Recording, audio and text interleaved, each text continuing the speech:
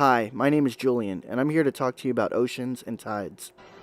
Here's a scene of a movie showing an overly dramatic depiction of the tide being pulled out.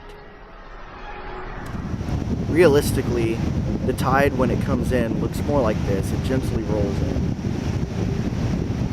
But why does it do this? Well, the Earth is comprised of 71% of the surface being water. But to understand tides, you need to understand gravity. The change in the force of gravity over distance is called tidal force. When you have a massive object affecting another object with its gravity, its tidal force depends on several factors. For one, it depends on how strong the gravity is from the first object. The stronger the force of the gravity, the stronger the tidal force will be on the affected object. It also depends on how wide the affected object is. The wider it is, the more the force of gravity from the first object changes across it, and the bigger the tidal force. And lastly, it depends on how far the affected object is from the first object. The farther away the affected object is, the weaker the tidal force will be. Here you see the moon's gravity pulling on the Earth, creating a tidal force. The part of the Earth facing the moon will have the most effect of gravity pulling on it, which will cause the back end opposite side to bulge. The gravitational force has an effect of stretching the Earth, causing the sphere to deform, and the waters of the Earth create twin tidal bulges or static tides. The effect of the sun is the same, but because it's a farther distance from the Earth, its influence is only half of that of the moon. When the Earth, Moon, and Sun are in alignment, the effect is even stronger. These are when the spring tides occur. But if the Earth, Sun, and Moon are at right angles from each other, their effects cancel each other, which produce low tides called neap tides.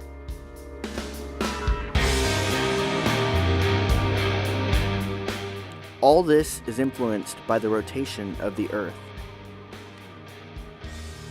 The current, depths, and shape of the coastlines will also determine the power of the waves.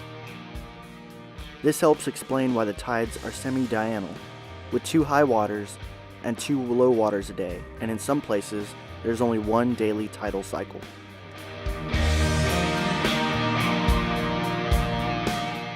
If the beach is where the water is covering it, we call this high tide. This is also where the tidal force is the strongest. And if the beach is where the tidal force is low, the water will be pulled away from it, and this is low tide.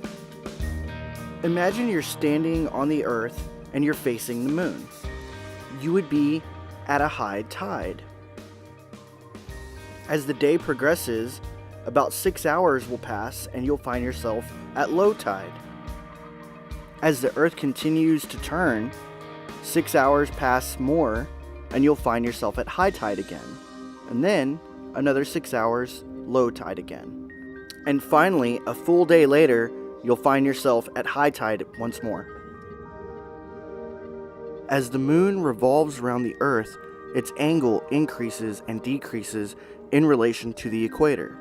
This is known as its declination. The 2 tidal bulges track the changes in lunar declination, also increasing or decreasing their relative angles to the equator. Similarly, the sun's relative position to the equator changes over the course of a year as the Earth rotates around it. The sun's declination affects the seasons as well as the tides. Solar tides are about half as large as lunar tides and are expressed as a variation of lunar tidal patterns, not as a separate set of tides. During the vernal and autumnal equinoxes, March 21st and September 23rd respectively, the sun is at its minimum declination because it is positioned directly above the equator. So the moon and sun are both major influences on the Earth's tides. On June 21st and December 22nd, the summer and winter solstices, the sun is at its maximum declination, which is the largest angle to the equator. 3 basic tidal patterns occur along the Earth's major shorelines. In general, most areas have 2 high tides and 2 low tides each day. When the two high tides and the two low tides are about the same height, the pattern is called a semi-daily or semi-diurnal tide. If the high and low tides differ in height, the pattern is called a mixed semi-diurnal tide. Some areas, such as the Gulf of Mexico, have only one high and one low tide each day. This is called a diurnal tide. Here's an animation showing the tidal force's effects on the oceans.